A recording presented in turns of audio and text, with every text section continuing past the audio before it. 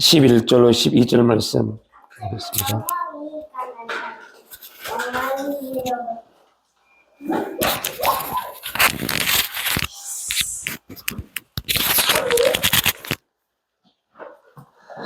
창세기 22장 11절로 12절 말씀. 우리 함께 11절 12절 말씀 함께 합독하겠습니다. 여호와의 사자가 하늘에서부터 그를 불러 이르시되 아브라함아 아브라함아 하시는지라. 아브라함 이르되 내가 여기 있나이다 하매 사자가 이르시되 그 아이에게 내 손을 대지 말라. 그에게 아무 일도 하지 말라. 내가 내 아들 내 독자까지도 내게 아끼지 아니하였으니 내가 이제야 내가 하나님을 경외하는 줄 아노라. 아멘.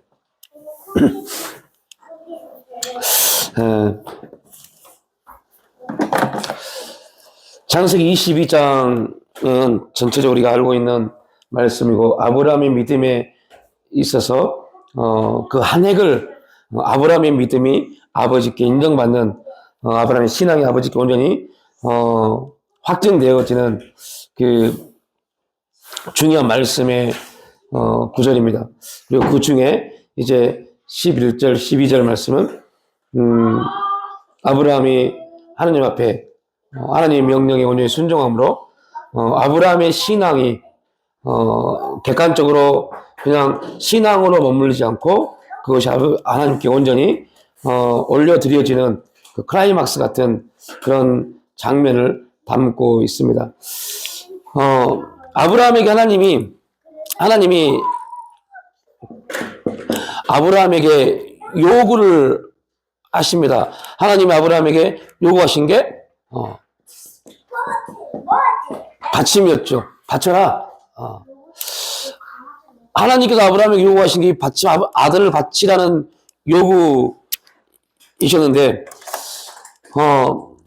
이 사건을 통해서 아브라함은 하나님께 온전히 아브라함의 신앙이 확증되어졌고, 또한 개인적으로 아브라함의 믿음이 온전히 하나님이 인정하시는 이제야 네가 이제야라는 말을 듣는 그 확고한 믿음의 사람이 되어진 사건이 창세기 22장이고, 그 요구, 특히 이제 우리 기독교인들에게, 그리스도인들이 가장 힘들면서 또 우리가 감당해야 될 부분이죠. 이제 아브라함을 통해서 이스라엘 백성들이 형성되어지고, 그 이스라엘 백성들이 하나님이 율법을 주셨고, 그 율법은 이스라엘 백성들에게 율법을 지킬 것을 요구합니다.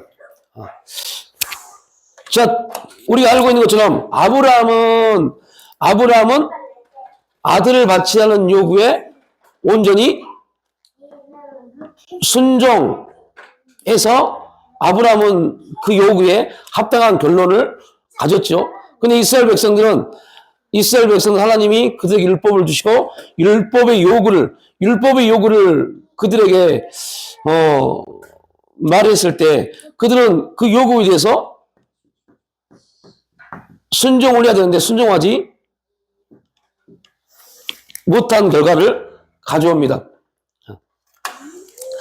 그리고 하나님이 이제 예수 그리스도를 통해서 복음을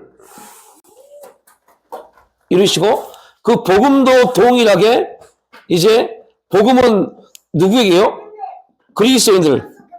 그리스도인들에게 복음은 동일한 요구를 합니다. 자, 율법이 이스라엘 백성들에게 요구했던 것, 율법을 지키라. 그 율법을 지키라는 그 율법의 요구를 이스라엘 백성들은 지키지 못함으로 인해서 그들은 복음에서 떠나가는 문제에 빠집니다. 자, 예수 그리스도가 복음을 이제 우리에게 주시고, 그 복음 또한 우리에게, 그리스도에게 요구한 게 있어요.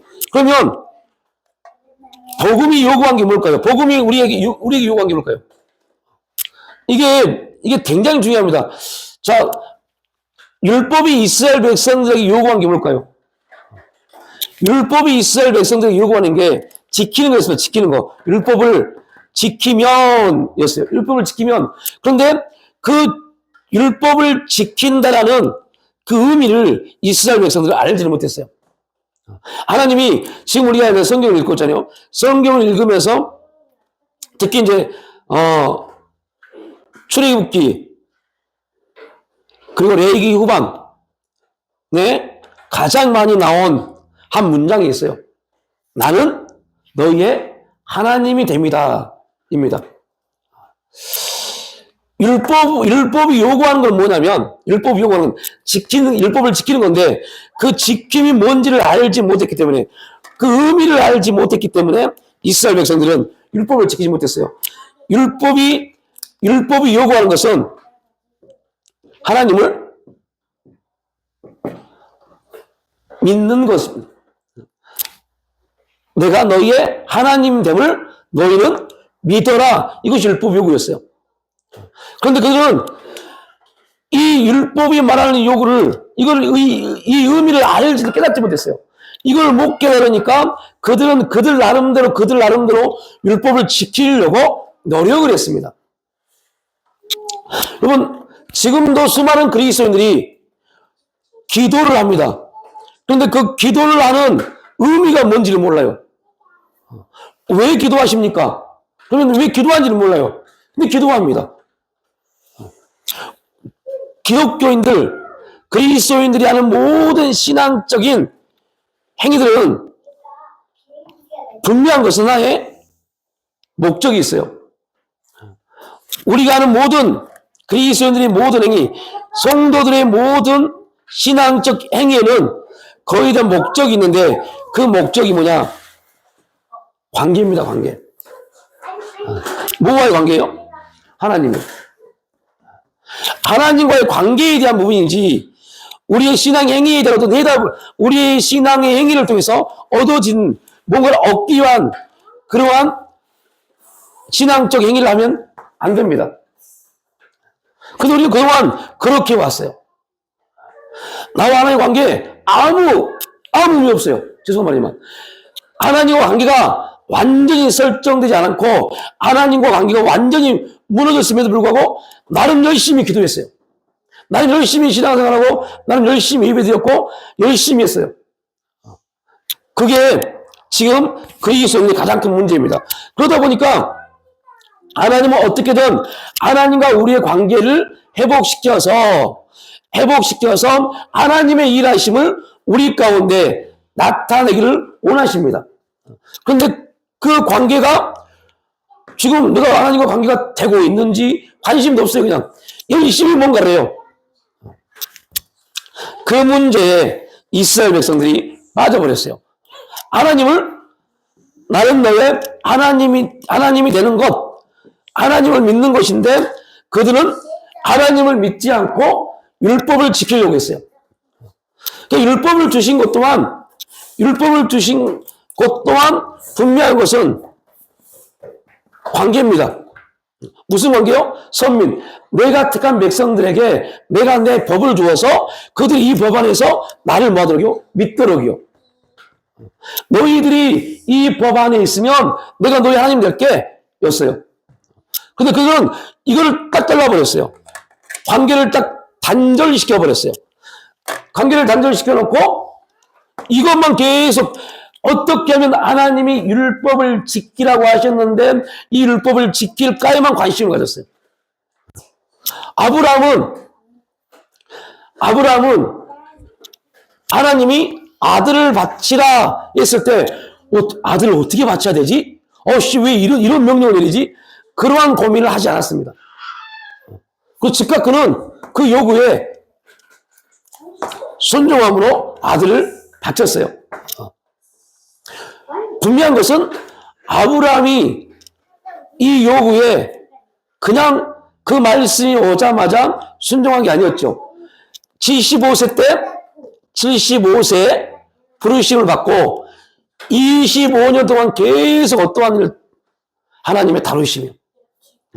하나님의 다루심이라는 말을 오늘 우리는 여기서 관계란 말로 표현할게요. 하나님이 아브라함과 정말로 신뢰 있는 관계를 갖게 하기 위해서 25년 동안 아브라함을 다루신 겁니다. 그래서 25년 동안 아브라함을 다루시면서 하나님이 아브라함에게 어떤 일을 하냐면 3번의 엄청난 큰 언약을 맺으십니다. 언약을 맺으십니다. 여러분, 이게 굉장히 중요한 말입니다. 하나님이 이스라엘 백성들에게 율법을 주시고 이스라엘 백성들을 그들의 택한 백성을 만드신 다음에 하나님이 계속해서 이스라엘 백성들에게 말씀하신 게 뭡니까? 나는 너희의 하나님 됩니다. 라면 관계입니다. 나는 너희 하나님 됩니다. 라면 계속해서 나는 너희 하나님 됩니다. 너는 나의 백성이고 이 관계를 계속 말합니다.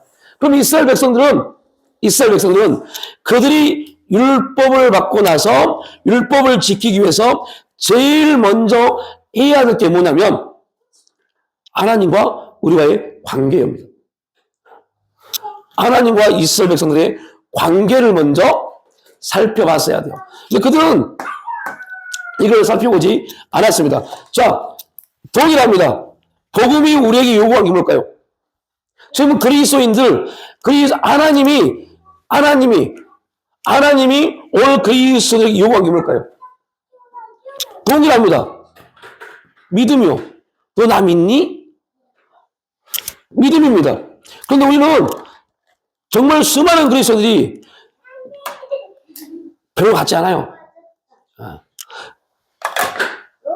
그리고 요구에만 관심이 있습니다. 내가 열심히 하면 되는 거 아니야? 이 관심이 있습니다. 내가 열심히 하면 하나님이 열심히 한 만큼 열심히 한 사람들에게 그 사람들 은혜 받은 자에게 은혜를 더하신다는 그 말씀도 열심히란 말에 딱 부합시켜버립니다. 열심히 하면 은혜 받지 라는 부분과 같이 매치를 시켜버려요. 한국교회 가장 큰 문제가 그거였어요. 그래서 지금 아무튼 지금 수많은 목사들이 뭐 광장이 됐든 어디 됐든 막 외치면서 뭘 말하냐면요. 이걸 계속 말하면 이걸. 당신들의 열심히 하면 하나님이 뭐 계속 우리의 어떤 행위적 열심만 계속 부추깁니다. 우리도 하나님 우리에게 은혜를 주셔서 그 은혜를 통해서 믿음을 통한 하나님과의 관계의 설정을 계속해서 환경과 상황을 통해서 역사에 감에도 불구하고 이거를 딱 끊어버리고 여기에만 계속 그렇게 훈련을 받아왔고 그렇게 신앙생활을 해오다 보니 어느 순간 되면 믿음 또한 어떻게 해석해요? 열심히 하는 사람이 믿음 있는 사람이지라고 해버립니다. 열심히 하는 사람은 믿음 있는 사람. 이게 맞는 말 같지만 완전히 틀립니다. 반대로 믿음 있는 사람은 또 뭐예요? 열심히 합니다. 그러니까 이런 언어적 어폐라고 그러죠. 언어적 모순이 있어요. 믿음 있으면 열심히 하죠. 반대로 열심히 하면 믿음 있는 거죠. 굉장히 언어적 모순이 있습니다. 분명히 믿음 있는 사람들은 그 믿음이 복음이 요구하는 것에 대해서 믿음은 계속 그 반응을 일으킵니다. 그래서 이 내용을 가지고 지금 히브리서를 공부하면서 이런 부분을 나눴죠. 아브라함이 어려움을 당했을 때 아브라함은 이미 무엇을 가지고 있냐면 75세 때까지 자기 아버지 누구 밑에서요? 데라 밑에서 데라와 함께 아버지와 함께 먹고 사는 문제에 대한 기술을 가지고 있던 사람입니다. 그러면 여러분 가나안 본토 친척 아비집을 떠나서 하나님이 지시한 가나안 땅에 왔을 때 그들에게 주어진 것이 흉년이었어요. 그러면 아브라함은 얼마든지 뭐 할 수 있어요? 하란으로 들어갈 수 있는 그 모든 준비가 되어 있는 사람입니다. 그런데 히브리서는 그가 하나님으로 돌아가지 않고 보이지 않지만 실제 본향을 바라봤다. 그 말씀하면서 무엇이 아브라함을 그렇게 했다고 그래요? 믿음이요. 믿음이 아브라함을 하나님으로 돌아가지 않고 본향을 바라보도록 했다고 말합니다. 여러분, 굉장히 중요한 메시지죠. 지금 수많은 사람들, 목사들, 계속 이런 말 하면 안 되지만, 아무튼, 교회에서 성도들을 막 뭔가를 시킬 때, 뭐라고 말합니까? 여러분들, 열심히 하면 믿음이 생기고, 열심히 하면 능력이 나타나면 이렇게 가르쳤어요. 그러니까 믿음의 기준이 누구예요? 나였어요, 나. 이렇게 목사들이 교회에서 가르쳤어요. 그런 교회들이 빨리 부흥합니다. 그런 교회들은, 그런 목사들은 수많은 사람들이 모일 수 있어요. 금방 뭐가 되는 것처럼 말하니까요. 그러나 성경은 전혀 다르게 말합니다. 내가 아닙니다. 아브라함이 아닙니다. 누가요? 믿음이 아브라함을 그렇게 만들었어요. 이거 꼭 기억하십시오. 여러분이 어떤 자리에 있든 간에, 어떤 삶의 자리에 있든 간에, 우리가 절대 잊어버리지 말아야 돼요. 성경이 말하고 있는 겁니다. 믿음이 나를 움직이는 것이지, 내가 뭐 열심히 하니까 믿음이 막 엄청나더라. 정말 말씀입니다. 그렇지 않더라고요. 저도 그런 줄 알았어요. 그래서 말씀드렸잖아요. 하루에 4시간, 5시간 기도하면, 계속 기도하면 엄청난 일들이 나타날 줄 알았어요. 계속 묻고 계속 기도하고 하면 놀라운 일들이 나타날 줄 알았어요.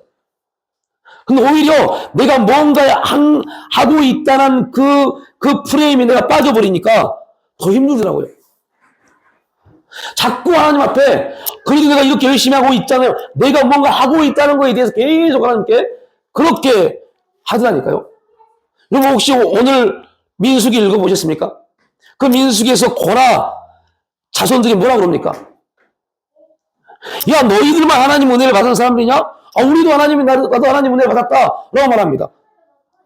그리고 결국 그들의 최후는 뭡니까? 하나님이 땅에 입을 벌려서 그들 다 죽여버린 겁니다.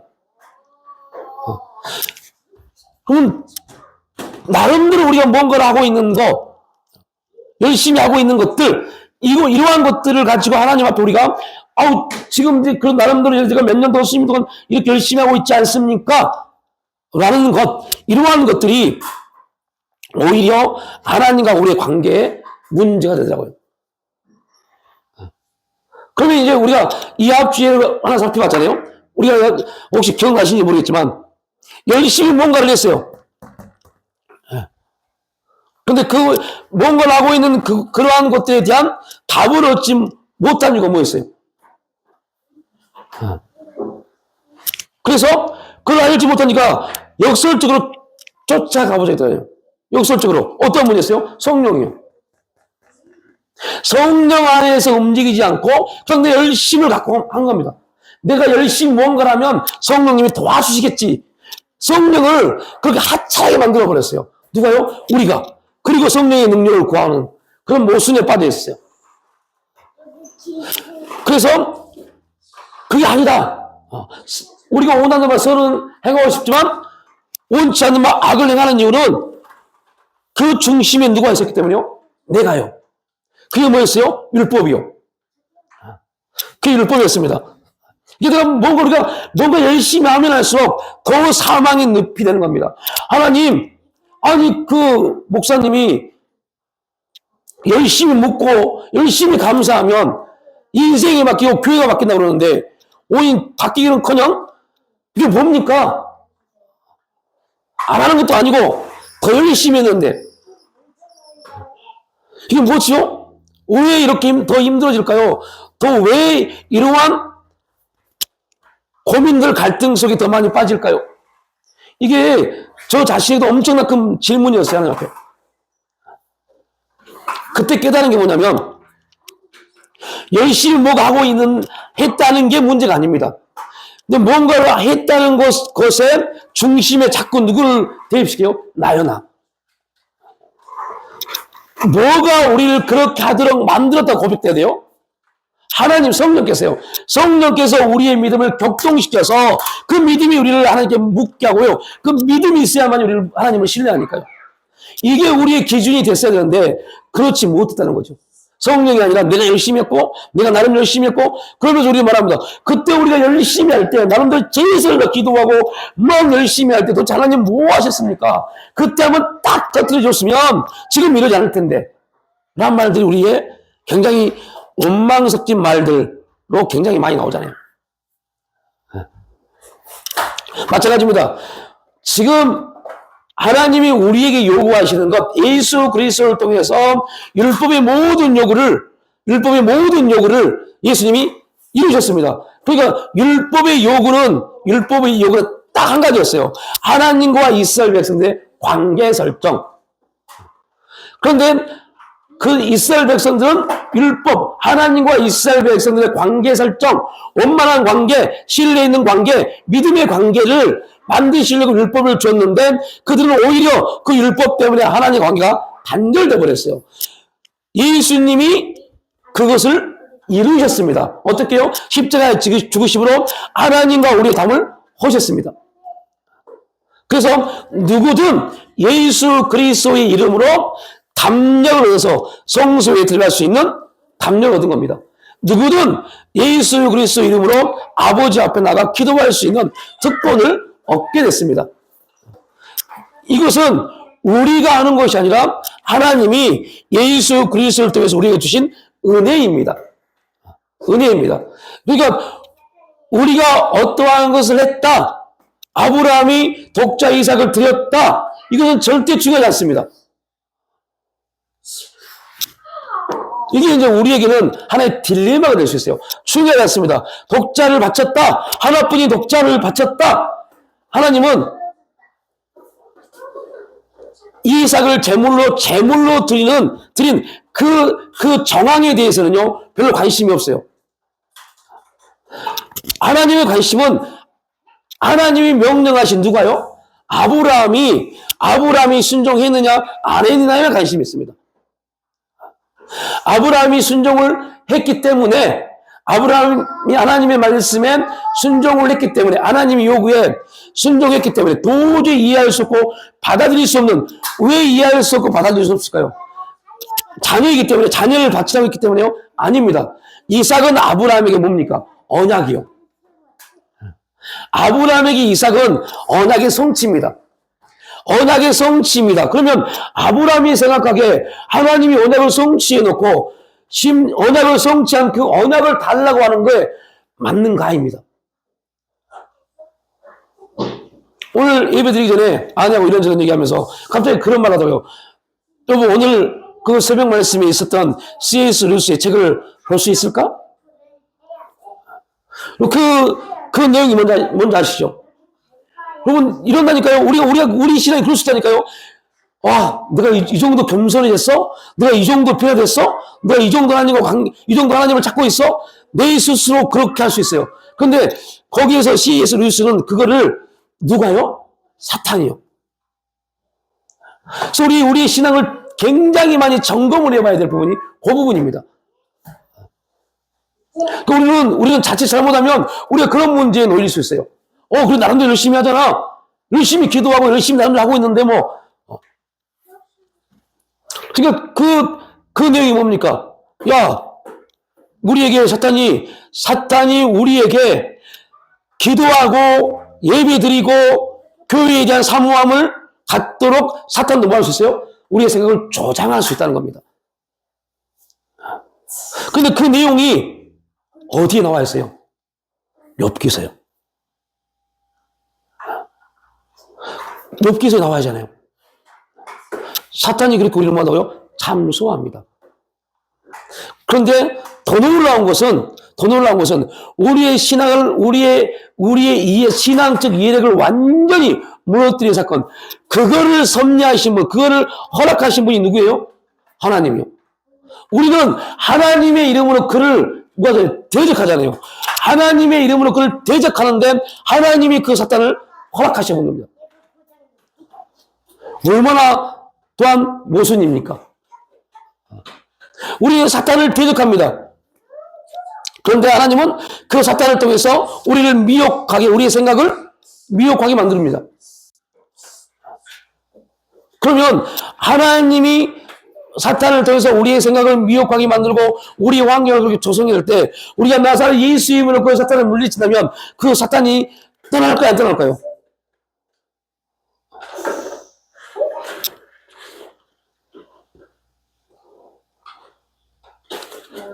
우리는 욥기서를 읽어보면서 또 그러한 질문도 가져야 돼요. 왜요? 우리는 예수 이름으로 사탄 마귀를 물리치잖아요. 또한 욥기서를 본다면 아무리 사탄 마귀를 우리가 예수를 물리쳐도 사탄은 떠날까요, 안 떠날까요? 떠날 수가 없어요. 왜요? 이거 하나님 허락하신 바이니까요.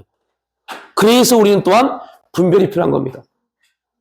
이것 하나님이 우리에게 주신 목적이 뭔지를 볼 수 있는 믿음의 분별이 필요한 겁니다. 하나님이 왜 허락하셨을까에 대한 그 분별이 우리 가운데 있어야 돼요. 그래서 그것을 하나님이 우리를 온전케 하시기 위한 관계를 설정하기 위한 목적이라면 그곳 하나님의 뜻을 발견하고 하나님의 뜻 안에서 그 주어진 환경과 상황을 하나님의 뜻 가운데서 이겨나가는 삶이 돼야 되고, 반대로 사탄을 대적해야 될 부분, 우리의 어떠한 죄와 실수로 인한 사탄을 대적하는 부분이라면 예수 이름으로 강력하게 대처해야죠. 그런데 이거에 대한 분간이 없으니까 하나님이 우리를 온전케 하시기 위해서 허락하신 상황에 대해서 계속 물리친다고 생각해 보세요. 지금 나는 뭐 하고 있는 거예요? 하나님과 싸우고 있는 겁니다. 하나님을 대적하고 있는 겁니다. 반대로 지금 나서 예수 이름으로 물리쳐야 되는데, 물리쳐야 할 사탄을 대적해야 되는데, 하나님이 나를 또 온전케 하시려고 내 몸을 또 이렇게 하시는구나, 이렇게 있으면 돼야 한대요. 또 안 되는 겁니다. 그래서 우리는 이런 거에 대한 분별력이 필요해요. 근데 그 분별력이 어디서 나와요? 믿음이요. 영적 분별력은 믿음에서 나옵니다. 왜 믿음에서 나올까요? 이걸 우리가 한번 나눴던 얘기입니다. 몇 번. 영적 분별력은 왜 믿음에 나와요? 이거 지금 우리가 말했잖아요.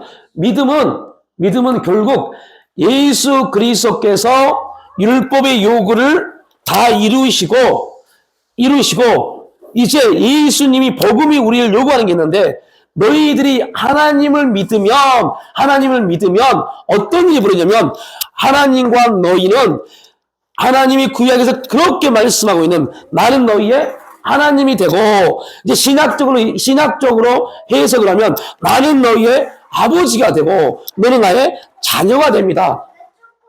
이 부분이 형성됩니다. 자, 하나님이 우리 아버지가 되고 나는 그의 자녀가 됩니다. 그러면 우리는 작게는 뭐를 생각하면 돼요? 가정이요. 가정이요. 아버지가 자녀에게 행하는 모습들을 살펴보면 돼요.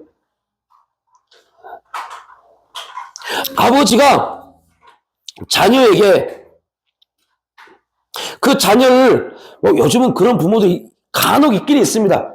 예전부터 있었죠. 간혹 있긴 있지만, 우리가 보편적으로 부모라고 그러면 자녀를 훈계할 때 그 자녀가 그 자녀에 대해 감정이 상해서 훈계하는 게 아니잖아요. 그죠?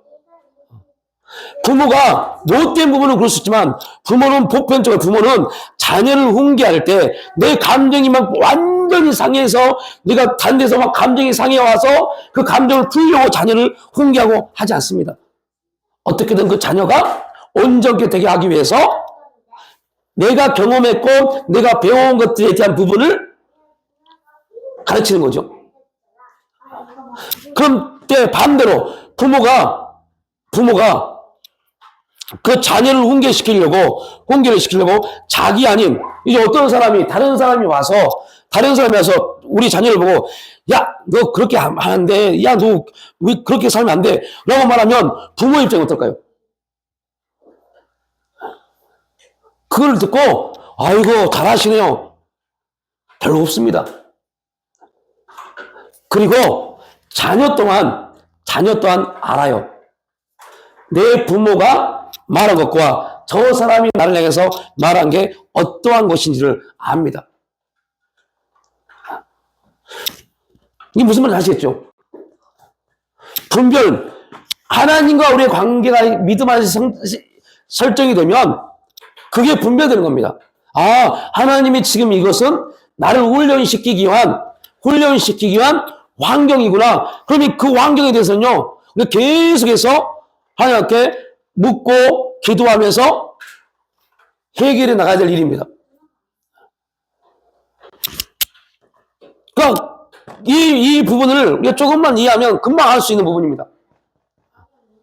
그러니까 성경이 분명히 우리에게 말씀을 하고 있는 것처럼 하나님이 영적인 진리적인 영적인 비밀을 가지고 그 영적인 것을 하늘의 것을 우리에게 가르칠 때 하나님이 하시는 모든 방법 중에 하나 뭐예요? 예수님이 복음에서 하신 방법이 뭡니까?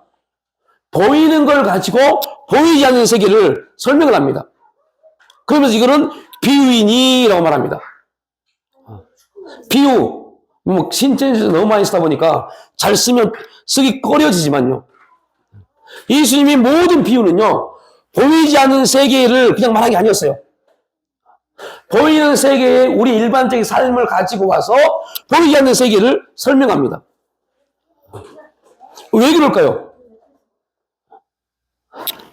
저 세계와 이 세계는 원래 이어졌어요. 어떻게 이어졌어요? 하나님이 에덴 동산을 지으셨어요. 에덴 동산은 어떤 적입니까?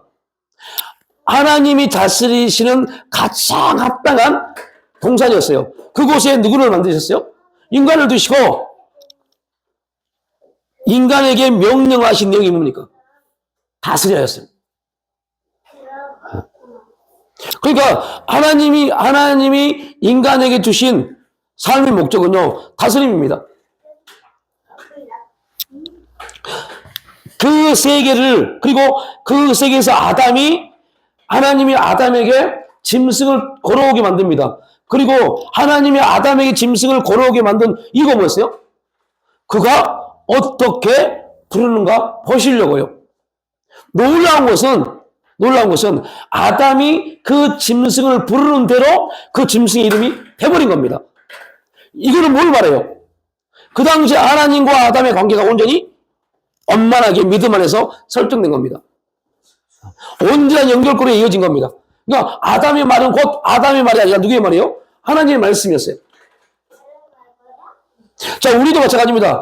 우리의 말이 하나님의 말씀이 될 수 있다 없다? 있다니까요. 어떻게 해요? 믿음이요. 하나님과 우리와의 온전한 관계가 설정되어지면 그때부터는 우리가 입을 열어서 말을 하지만 그 말에 우리가 능력이 있는 게 아닙니다. 하나님이 그 말에 뭘 줘? 권세를 입혀주셔버립니다. 능력을 입혀주셔버리는 겁니다.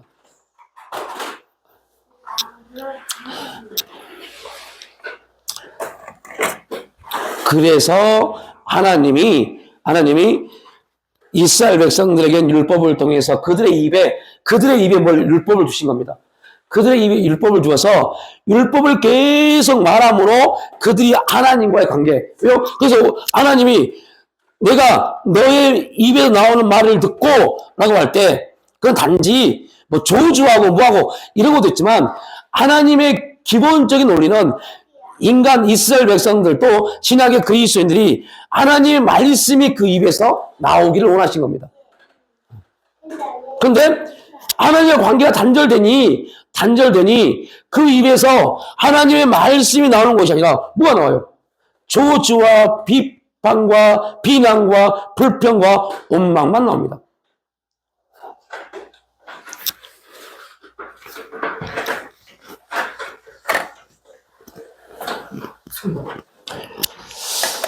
예, 그러니까 하나님이 율법을 통해서 이스라엘 백성들에게 요구하신 것은 나는 너의 하나님이다. 너희가 나의 백성이다. 그거 믿니? 그런데 여러분들, 우리에게 그걸 대입을 시켜보자고요. 동일하잖아요. 하나님이 우리 하나님이십니다. 하나님이 우리 아버지십니다. 그런데 아버지라면 자녀가 이렇게 살고 있는데 가만히 있으면 돼, 안 돼요? 이건 우리의 기준입니다. 우리의 기준에서요. 그래서 우리 이렇게 말합니다. 아버지, 자녀가 이렇게 힘들게 사는데 뭐하고 계세요? 라고 말합니다. 이게 정상적인 우리의 삶의, 우리 편의 정상적인 기도와 정상적인 말 같지만, 이스라엘 백성들이 광야에서 하나님께 했던 말과 동일한 겁니다.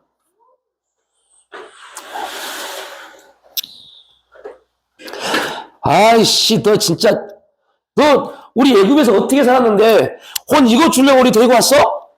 너무하잖아. 이스라엘 백성은 계속 그 말 하잖아요. 심지어 오늘 우리 민수기 말씀에 그렇게 나오잖아요. 오늘 말씀인가요? 그렇게 이런 말씀 나옵니다. 아니, 가나안 땅을 준다고 했는데 가나안 땅 어디 있어? 그죠? 그럽니다. 심지어 뭐라고 그래요? 좋은 땅에서 우리를 끄집어내서, 그들의 생각에는 진짜 가나안 땅이 어디 같아요? 고센 땅이요. 그 좋은 땅, 정말 가나안 땅 같은 젖과 꿀이 흐르는 고센 땅에서 우리를 끄집어내서, 이거 뭐야 이거?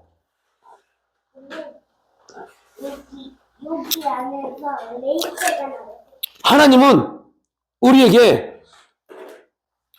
말씀을 통해서, 그 훈련을 통해서, 그 말씀, 우리가 우리 입술을 통해서 하나님 말씀을 선포하고 그렇게 되어지도록 환경 상황을 만들어서 우리를 변화 성장 성숙시킴으로 인해서 계속 우리가 하나님이 우리의 삶을 통해서 하나님의 당신의 일을 나타내시기 위한 목적이시구나, 하나님이 계획하신 일들을 우리를 통해서 이루시기 위한 목적을 가지고 계시구나, 이 부분에 대한 우리의 삶을 만들어가기 원하십니다. 근데 우리는 그렇게 훈련되어져야 되는데 아직 우리는 창세기 16장쯤 온 것 같아요. 창세기 16장쯤. 좀 더 가신 분들은 17장 다시 언약의 갱신을 받는 정도인 것 같아요. 그래서 창세기 15장에서 나는 별거 없습니다. 에이, 하나님이 안 해주시니까 그냥 이만큼만 살래요. 하나님이 아니야 너 준다니까 걱정하지 마. 그래요? 진짜 주실 거죠? 그래 너 줄게. 언약을 다시 회복시켜 주십니다. 그리고 바로 16장에서 야, 하나님이 다시 언약을 회복시켜 주시고 다시 말씀해 주셨으니까 하나님 내게 역사하실 거야. 그건 누굴라요? 이스마엘이요. 그리고 그 이스마엘을 뭘로 알아요? 하나님의 응답으로요. 우리는 아마 그 정도 와 있는 것 같아요. 우리 신앙이. 그러니 하나님이 우리에게 요구하십니다. 야, 넌 믿음으로 살아야 돼. 라고 말씀합니다. 믿음으로 나를 바라봐야 돼. 아이고, 무슨 말씀이세요? 지금 이스마엘 낳고 얼마나 행복한데 지금 우리 이렇게 있는 것 같아요. 그러한 신앙에, 그러니까 좋은 의미로 지금 좋게 표현해서 그렇게 말합니다. 지금 나름 행복한데 이스마엘도 낳고 나는 솔직히 이제 이렇게 극화시켜버린 겁니다. 저는요, 솔직히 하나님, 아들 이스마엘도 못 낳을 줄 알았어요. 그래서 내가 오직했으면 내 종을 내 우선으로 생각했겠습니까? 그런데 나를 통해서 이스마엘 낳았는데 하나님 이 정도면 충분하죠. 좋게 말하는 거, 나쁘게 말하는 거, 좀 이거를 이제 우리를 깨우쳐야 될 부분으로 말하는 거, 이렇게 말합니다. 하나님이 하신다고 해서 안 해서 내가 내 방법대로 이렇게 했잖아요. 내 방법이 맞는 것 같아요. 언제 주실 건데요? 근데 내가 내 방법대로 해보니, 이스마엘 얼마나 멋져요. 씩씩하고 튼튼하고. 하나님 믿다고 가다가는 평생 못 날 것 같아요.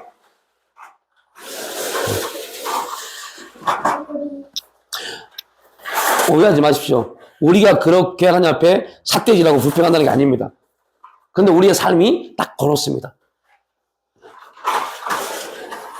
그래서 그냥 이스마엘이 좋아서 그게 응답인 것처럼 좋아서, 그런데 하나님이 진짜 아브라함에게 요구하시는 것은 그죠? 여러 가지가 있겠지만 저는 개인적으로 오늘 설교에서는 이삭이 아니라고 봐요. 하나님의 언약은 이삭이 아니라 아브라함이 창세기 22장을 다시 보십시오. 참 재미난 말씀 단어가 있어요. 22장 12절 말씀에 마지막 구절쯤에 이런 말이 있어요. 내가 이제야란 말이요. 내가 언제요? 이제야란 말, 이 단어요. 이게 우리가 엄청난 말을 의미합니다. 그 말은, 이 말은 이제야란 말은 뭐 어떤 의미가 있습니까? 국어 선생님, 어떤 의미가 있어요? 이제야란 말은 이제야란 말은 하나님이 그동안 아브라함에게 모든 걸 다 줬다고 생각하는 겁니다. 그죠? 하나님이 아브라함에게 하나님은 모든 걸 다 줬는데, 이제 네가 이거 했어. 라는 의미를 갖습니다. 근데 우리가 아브라함의 삶을 쭉 봤을 때, 하나님이 아브라함에게 준 게 뭐 별거 있나요? 그죠?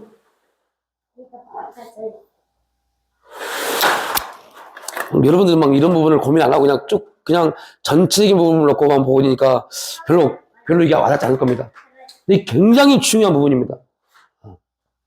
이걸 왜 알아야 되냐면 우리의 삶이 동일하니까요. 네. 하나님이 아브라함에게, 여러분 창세기 12장부터 22장까지 한번 쫙 오늘 설교를 듣고 한번 뭐 읽을 필요 없어요. 이미 다 알고 계시잖아요. 그 내용을 쫙 한번 12장, 13, 14, 15, 16, 17, 18, 19 쫙 한번 봐보십시오. 그러면서 아브라함 편에서 하나님이 이제야란 말을 할 수 있는 그런 어떠한 내용이 있는지 한번 봐보세요. 없습니다. 없습니다. 환경이 계속, 아브라함의 환경은 꼭 진짜 아무것도 안 될 것처럼 그렇게 됐어요.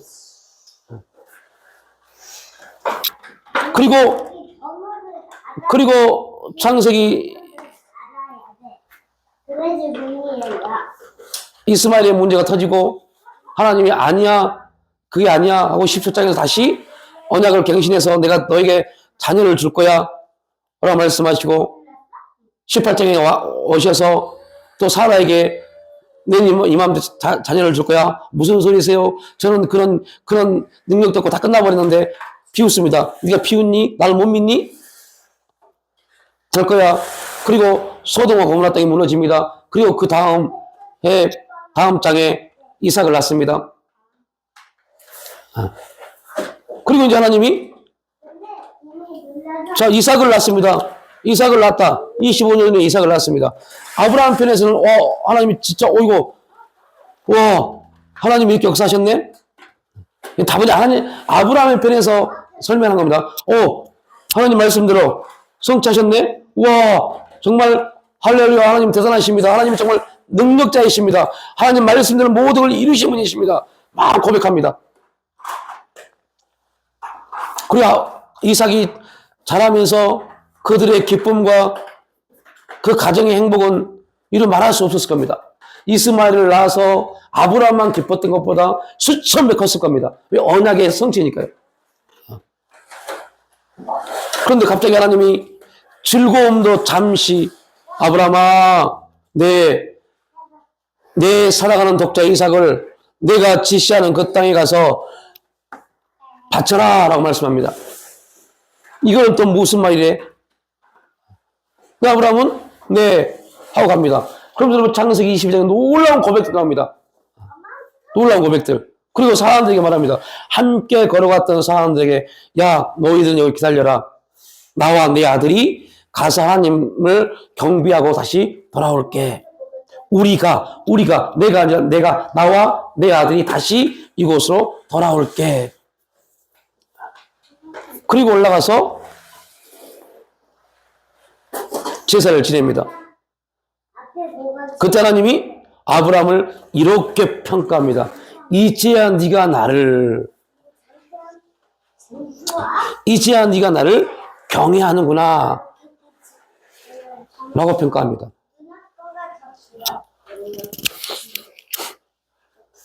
이 자리에 오기까지 하나님이 아브라함을 통해서 하나님을 경외하도록 만들 수 있는 환경을 주신 적이 있어요, 없어요? 아브라함 편에서요? 없습니다.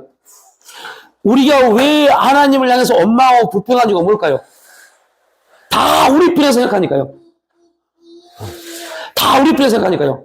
그래서 굉장히 중요한, 이제서야말로 굉장히 중요한 메시지입니다. 하나님은 조금 전에 말씀드렸죠. 이게, 그래서 신약이 중요한 겁니다. 하나님이 우리에게 요구하신 것은 뭐를 해라가 아니라 나 믿니입니다. 나 믿니. 믿음입니다. 믿음입니다. 절대, 이거는 죽을 때까지 잊으면 안 돼요. 믿어야 돼요. 믿음이 있어야만이 뭐가 나와요? 행함, 순종이 나옵니다. 믿음이 없는 행함은 다 가짜입니다.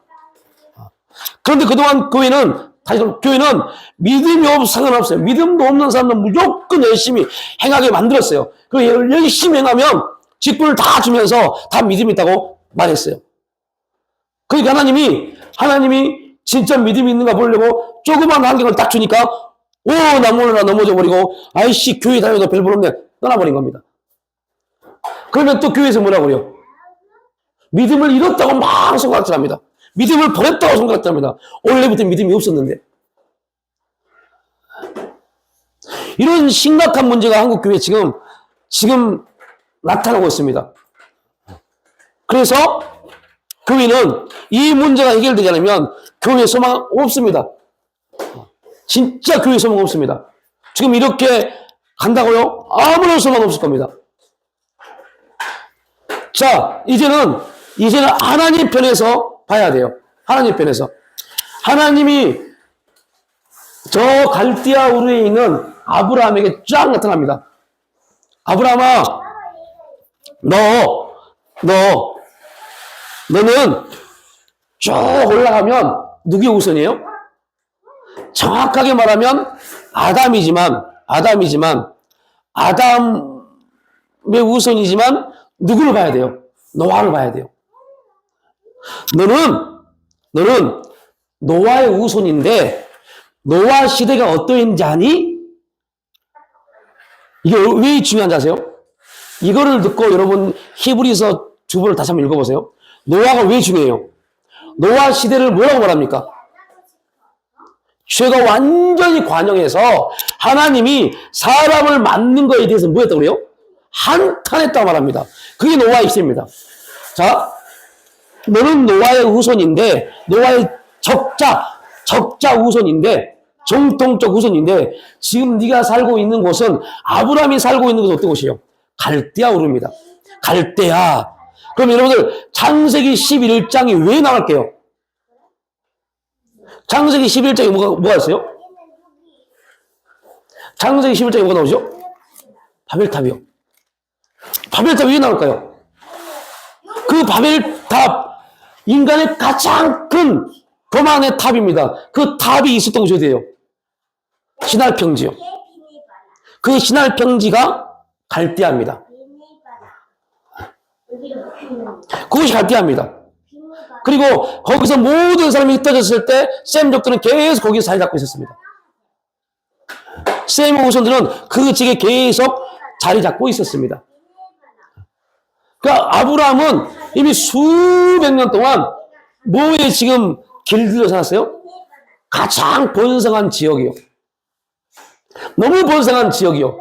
그리고 번성했단 말은 경제적으로는 좋은 말이지만 영적으로는 굉장히 뭐가 난무했어요? 타락해요. 타락이 난무한 곳. 그러면 하나님이 아브라함을 딱 가져왔을 때 뭐를 보게 해요? 노아 시대요. 너 여기 있다가는 죽어. 네 주상 노아에게는 내가 물을 보내서 홍수를 통해서 멸하고 방주를 지었지만 나는 이제 너를 그렇게 말고 이미 노아에게 약속했잖아요. 물로 심판을 주지 않겠다. 그래서 내가 너를 내가 만든 땅으로 하나님의 왕국으로 너를 인도할게. 노아는 믿음으로 방주를 지었고 아브라함은 믿음으로 본토 친척 아비 집을 떠나서 하나님이 지시하는 방주로 옮겨진 겁니다. 어디서요? 죄악이 난무하고 죄가 극성인 곳에서요. 이렇게 아브라함을 불렀습니다. 아브라함을 불렀을 때 아브라함은 이미 아브라함이 갖고 있는 하나님에 대한 원리. 그러니까 창세기 모세오경은 모세가 기록했는데 모세오경을 기록할 때 하나의 흐름의 맥이 있습니다. 우리 이브리서를 볼 때 잠깐 봤지만 아벨을 말하고 에녹을 말하고 노아를 말했잖아요. 그죠? 아벨의 뭐예요? 피요. 에녹의 동행이요. 노아의 행위요.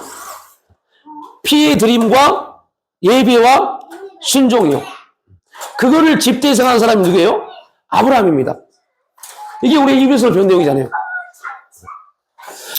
아브라함입니다. 그 아브라함을 하나님이 부르실 때 모세는 뭐의 의미였어요? 아브라함을 부르실 때 모세는 의도적으로 기록한 겁니다. 뭐를요? 요 부분을요.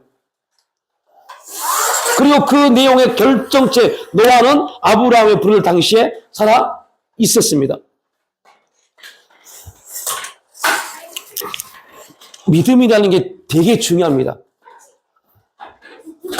그러면 아브라함은 어렸을 때부터 뭐를 들었을까요? 야, 하나님이 이러한 일이 있었을 때 우리의 족보, 우리의 믿음의 족보, 우리의 족보를 이렇게 만드셨어. 제가 그런 말 했잖아요. 저희 시골 가면 별로 뭐 대단하지도 않은 광산김씨 몇 대 손이고 막 장난 아니에요. 우리 광산김씨가 뭐 저 신라 왕족 신문왕의 동생으로서 뭐 좀 그 계보고 좀 막 말합니다. 그 작은 족보 하나도 그렇게 말합니다. 별로 쓸모도 없는 그 족보. 제가 말씀드리고 싶은 게 바로 봅니다. 그 믿음의 선진들이 아브라함 앉혀놓고 그 할아버지들이 몇 대의 손 할아버지들이 아브라함에게 뭐라 했을까요? 어떤 얘기를 했을까요? 우리의 가문이 어떻게 이렇게 형성되는지를 쫙 설명했습니다. 아브라함은 장손이니까. 저희 지한이가 집에 가서 저희 시골 가면요. 난리가 아닙니다. 아들이 생긴 게 아닙니다. 지한이는 저희 가정의 저희 김씨 족보, 광산김씨, 문정공파의 장손입니다. 저희 큰형들이 결혼 안 했기 때문에 장손입니다. 그러니까 그거에 대해서만 지한이 한 게 뭐냐면 아들이 생긴 게 아닙니다. 장손이라서요. 큰 집의 장손, 제일 큰 집의 장손이라서요. 그 별거 아무것도 아닌 그거 때문에 그럽니다. 아브라함 어떻게 했어요? 아브라함은 누굽니까? 그런 아브라함이 하나님의 부르심을 받았다. 그렇다면 여러분 여기서 되게 중요한 겁니다. 하나님이 아브라함을 불렀을 때 그냥 부르신 게 아닙니다. 하나님의 모든 계획을 아브라함에게 다 줘버린 겁니다. 중요한 건 놀라운 건 우리도 마찬가지입니다. 우리가 아브라함이 알았어요, 몰랐어요? 몰랐다는 거. 이게 놀라운 겁니다. 아브라함이 알았다, 몰랐다? 몰랐어요. 우리는 안다, 모른다? 모릅니다. 모르잖아요. 그죠?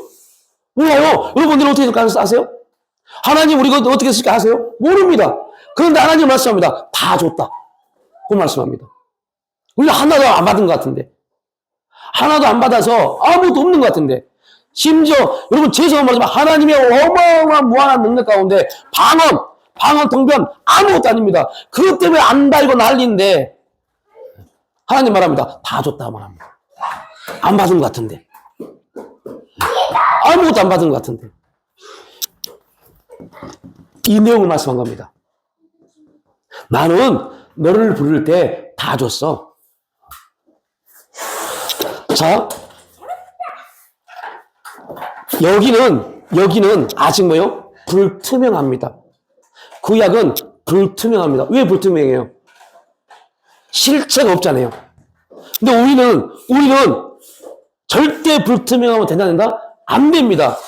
그래서 우리 그리스도인들이 죄를 지면 구약에 있는 사람들보다 더 큰 고통을 받을 수 있는 이유가 바로 이겁니다. 우리는 뭘 갖고 있어요? 실체를 가지고 실체 안에서의 믿음의 요구를 받습니다. 실체가 뭡니까? 누굽니까? 예수 그리스도예요. 그 실체 안에서의 믿음의 요구이기 때문에 우리는 구약의 이들, 아브라함부터 마지막 세례 요한까지 그들은 실체가 없는, 그럼에도 불구하고 온실의 실체를 믿음으로 받기 위해서 서 있는 사람들, 우리는 이미 와서 완성된 실체 안에서 믿음의 삶을 살아가들 사람들, 그렇기 때문에 완전히 그들과 우리는 달라요. 문제는 뭐냐? 실체를 가지고 있는 우리들도 실체가 없는 것처럼 살고, 실체를 받지 못한 그들도 실체가 없는 것처럼 살았다는 거. 이거는 동일합니다. 차이는 실체가 없고 실체가 있었는데, 있어도 없는 것처럼, 없어도 없는 것처럼, 이게 지금 우리의 신앙의 문제입니다. 있는데 우리는 없는 것처럼 살아요. 네. 이제 여기까지 소론입니다. 그리고 이제서야부터 해서 이제 그 다음 단계. 그러면 하나님이 아브라함에게 요구하시고 그 요구한 의미가 뭡니까? 에 대한 부분을 나눠야 돼요. 그리고 그것이 우리에게 어떻게 적용되어지고 우리는 그러면 그런 믿음으로 어떻게 아브라함처럼 이 일을 할 수 있을까요? 그래서 뭐 이렇게 결론 지을게요. 자, 우리 믿음입니다. 믿음은 뭐로 답이라면 사랑으로요. 믿음은 사랑으로.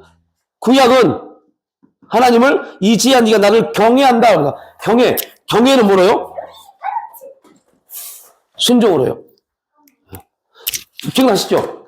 경외는 뭐요? 순종이요. 믿음은 뭐예요? 사랑이요. 그래서 구약은요, 내 원수를 사랑하면 하지 않습니다.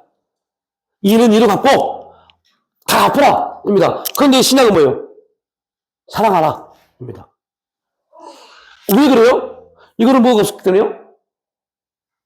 실체가 없으니까요. 실체가 오기까지는 그들은 그들이 스스로 이뤄가야 돼요.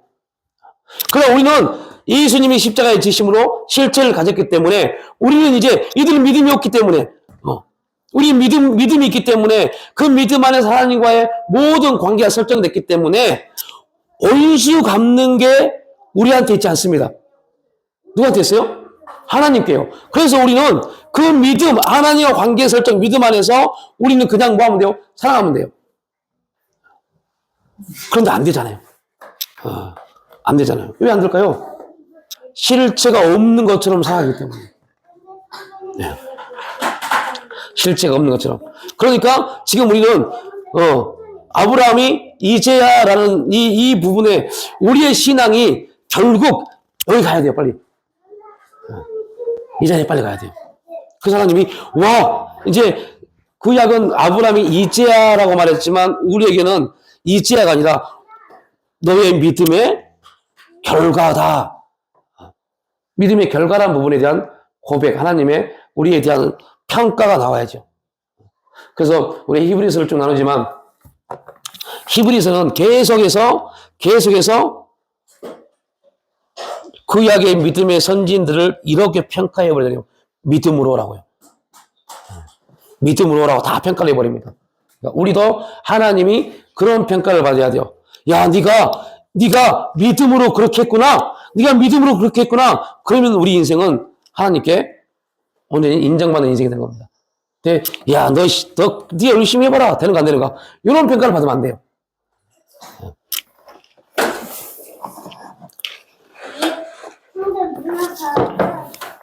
여러분, 지금 참 안타까운 소식을 두 가지를 들었어요. 똑같은 부분입니다. 둘 다 선생입니다. 둘 다 선생이고, 지금 나온 건 둘 다 우울증. 그런데 한 선생은 다른 아이를 죽였고, 한 선생은 자기 딸을 죽였어요. 네. 얼마나 끔찍한 일들이 지금 우리 가운데 이루어지고 있는 것이죠. 여러분들, 공부를 많이 시키는 거 중요합니다. 그런데 더 중요한 게 있어요. 진짜 사람 돼야 돼요. 지금 하늘양, 그 사건이 있었죠. 거기는 40대 여교사입니다. 그런데요, 경상북도 한 학교에서 30대 거기도 여자분이, 여교사가 자기 아버지를 죽이려다가 못 죽였어요. 친아버지를. 그러다가 집에 와서 3살짜리 자기 딸을 죽였어요. 우울증입니다. 그들이 선생이 되기까지 얼마나 열심히 공부했겠어요. 제가 이 부분을 말씀드린 게 그들이 잘못된 부분을 말하는 게 아닙니다. 우리의 신앙이 그럴 수 있어요. 우리의 신앙이 진짜 열심히 했는데, 거기에 내 열심히에 대한 어떠한 평가가 제대로 되지 않으면, 우리는요, 영적 우울증 공황 상태에 빠져버릴 수 있어요. 영적 공황 상태가 뭡니까? 허무함이요. 허무함에 빠지면요, 대책 안 씁니다. 예. 이유는 이 문제입니다. 하나님과 관계가 잘못돼서 그래요. 예. 하나님과 관계. 그래서 우리의 모든 신앙의 첫 출발은 하나님과 관계입니다. 근데 이 일은 누가 하세요? 성령님께서요. 예. 하여튼, 그러한 은혜의 역사가 우리 가운데 일어나기를 주님으로 축복합니다. 아버지 하나님 감사합니다. 하나님과 관계 안에서 우리가 온전히 믿음으로 그 관계가 설정되어지고 하나님을 신뢰하고 바라봄으로 우리의 삶 가운데 하나님 되심이 온전히 선포되어지는, 간증되어지는 복된 삶이 일어날 수 있도록 성령님 인도하시고 지도하여 주시옵소서. 감사 축복가 올 때 예수님의 이름으로 기도를 올려옵나이다.